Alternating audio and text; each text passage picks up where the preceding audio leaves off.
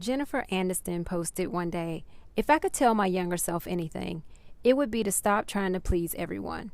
You can't please everyone. All you can do is be yourself, and whoever likes you, and who doesn't like you, doesn't. Live your life to the fullest and take chances. Don't let bullies get to you. Be strong. Just stay true to who you are." Welcome to the Stitch for Success podcast. I'm your host, Monica Allen. I'm a wife, mom, daughter, entrepreneur, author, friend, and lifelong learner. For over 8 years, I was trapped in corporate America and dreamed of escaping. I took the leap over 15 years ago, retiring from corporate. With just $700 and an idea, over the years we have grown multiple six-figure and seven-figure brands. I have mentored and employed dozens of other people along the way. The road has not been easy. I have battle wounds, bruises, and scars to prove it.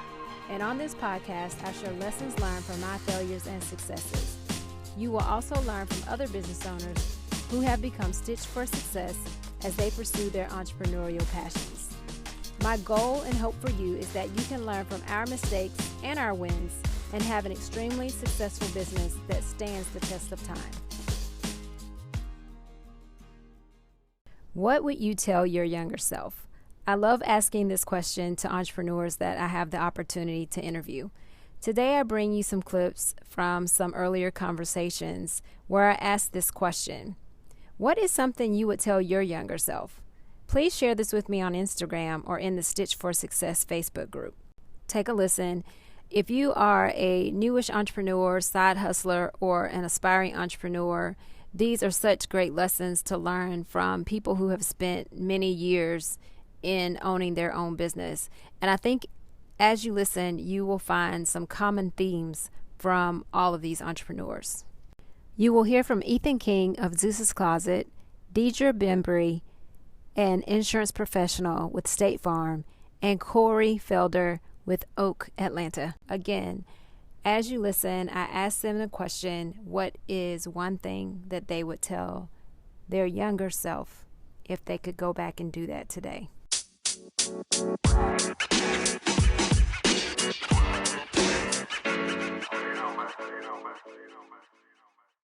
So two things. I guess I'll give kind of a positive thing and a negative thing. I'll start with the positive. I'm glad that I knew early on to always show up. You can win so much in life and in business simply by showing up. You don't have to be the best. Like I was a graphic designer and I got an email from the Tyler Perry company. And I didn't know at the time who Tyler Perry was because this is before he was the Tyler Perry. You know, at the time he was just a guy who was doing some stage plays and he had a bit of a fan following, but the mainstream America had never heard of this guy. And I hadn't heard of him. And I really thought about not going to meet his assistant because, you know, at that time as a freelance designer, half the people that I would meet with, they were just kind of kicking tires and not really serious about their project. And they would say they don't have the money or whatnot. And half the time it just didn't work out when I went to meet with a prospect.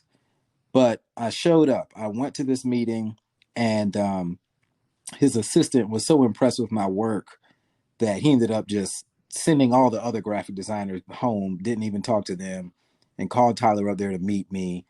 And we ended up having a working relationship for at least 10 years when I was doing all of his stage plays.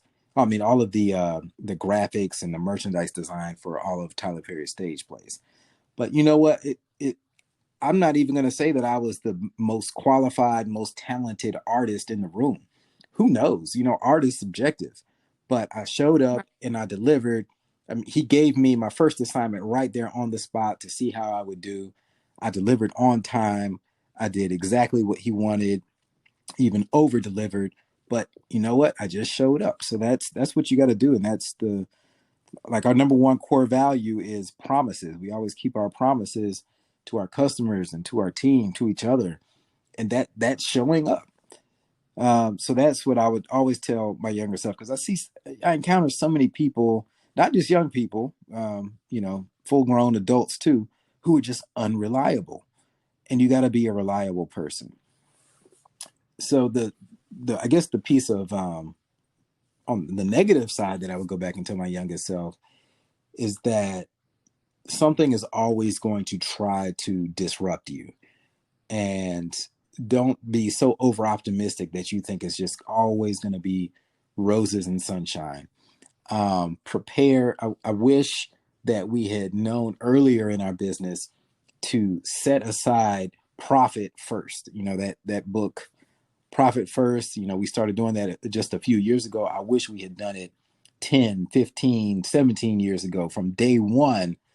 Just taking, if $100 of revenue comes in, take a percentage of that, let's just say 10%, and siphon it off into another account that you can't touch.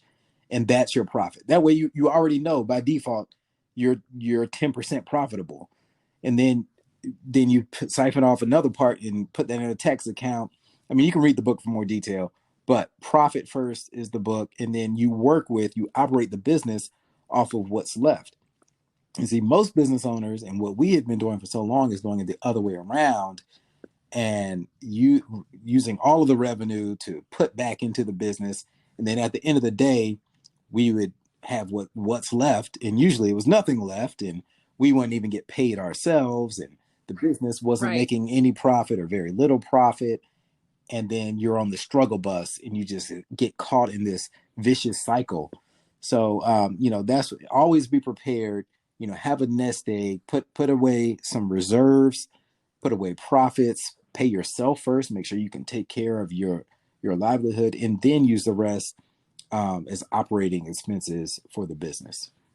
I really think that I would tell myself to live small. And that's something I just did not understand. To me, success was about, if I work for it, I deserve it. If I want it, I'm going to get it. If I want something else, I'll get another job. And by any means, I'm going to get what I want, because I'm going to put in the work to get what I want. I think as just someone in my 20s and someone that just came from a middle class household, I had that desire in me to never be denied anything that I wanted. And as a 20-year-old with not a lot of experience, I got overextended really, really fast, and I think it's one thing to be credit worthy and to be able to get access to the things you want. It's another thing to use that access to get everything you want. And that was a big learning for me as an entrepreneur, because you really have to be small on the outside of your life. And this doesn't apply to everybody, but I will say my experience was, one mistake I made was having a big mortgage. I had a big car payment. I had still some credit card debt that I had not addressed from a big shopping habit. And so I was under the wrong impression, that I was paying my bills and never had a late payment. But what I should have been doing was denying myself a little bit more. And that's a concept I was not familiar with. I never once, prior to being an entrepreneur, looked at the concept of waiting or denying myself or delaying anything. Everything for me was about instant gratification and being able to go through the list of, I want to be a home ownership. So as soon as we opened up the business, prior to opening, we sold one home, we had equity, and then we turned around and we put all of our equity into getting the new home. That was a tremendous mistake, because I transferred wealth unknowingly at that time, and then wouldn't it have been wonderful to have access to that same cash? I had a car. I just had, our family had enlarged. So the car that I had that was paid for, I got rid of that paid for car and I got the car that I wanted that came with a car note. And so that was, another learning. I would have loved to have had somebody whisper in my ear and say, baby, it's okay to wait. It's okay to drive that car around a little bit longer. Or, instead of locking into a mortgage, why not find you somewhere to rent for a year until you can kind of see what your new cash flow looks like? And those are just things that I missed. And those were missteps and learnings that took a long time to recover from during the entrepreneurial journey because it's not as forgiving. Not saving early on. Early on, again, we weren't looking at it as starting a company. We looked at it as filling a void and doing something fun.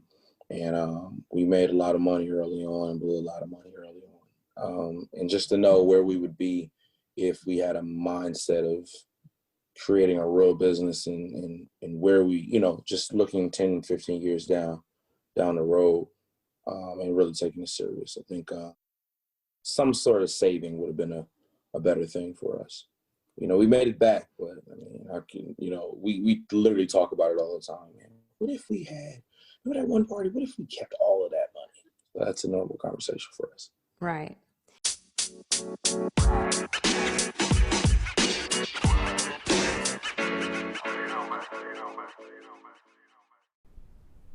As you can hear from Ethan, Deidre, and Corey, there is a consistent theme, and that is all related to finances. As you start your business or as you continue to grow your business, keep in mind the importance of saving money and not reinvesting every dollar that you make. And of course, not spending every dollar you make. You want your business to be able to sustain regardless of what is happening in the world. I will be taking a very short break next week to prepare for kicking off season 2 on January 22nd.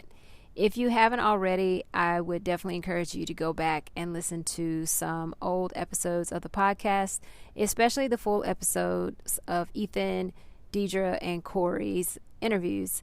They are episode 8, 15, and 24 respectively. Thank you so much for listening today. You can also download the 10 Secrets to Small Business Success ebook that I wrote. It's available at Stitch for Success's website, so that's stitchforsuccess.com. You can also check that out, and I look forward to seeing you guys or hearing from you all for season 2. So don't forget, you can communicate and follow me on Instagram at Stitched for Success.